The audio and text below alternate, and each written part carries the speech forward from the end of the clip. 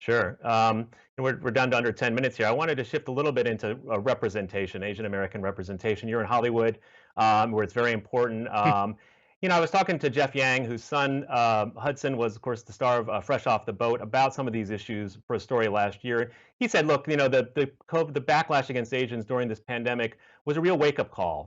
Because Hollywood, Asians had been celebrating success, Fresh Off the Boat." Crazy Rich Asians, and that this moment, quickly showed that no matter who you are, it could turn on a dime. That stereotypes, negative stereotypes about Asians being untrustworthy and so on, could affect all of us. You've had experiences in Hollywood, and I've read some about them. I wonder if you could talk a little bit about how you've dealt with, efforts maybe in Hollywood to, pigeonhole you, stereotype you, or lack of support for projects featuring Asian American narratives and stories. How have you dealt with those? Well, the easiest way to deal with stereotypical roles is the power that all actors have is to say no. Um, and that's something I've employed even when I had no juice.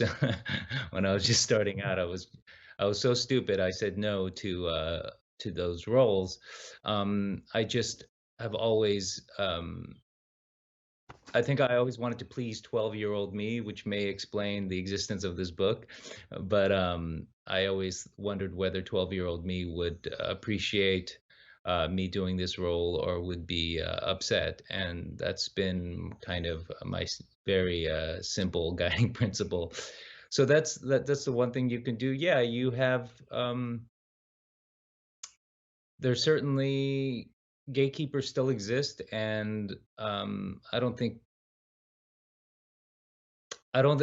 know what the appetite is for telling our stories sometimes. I think, um, as much, as much new talent as there is right now, uh, the one thing I wanna be mindful of is I wanna tell our stories, but I wanna also decide what our stories are as a community rather than have someone else tell us what is an Asian story and what is not an Asian story. Um, but yeah,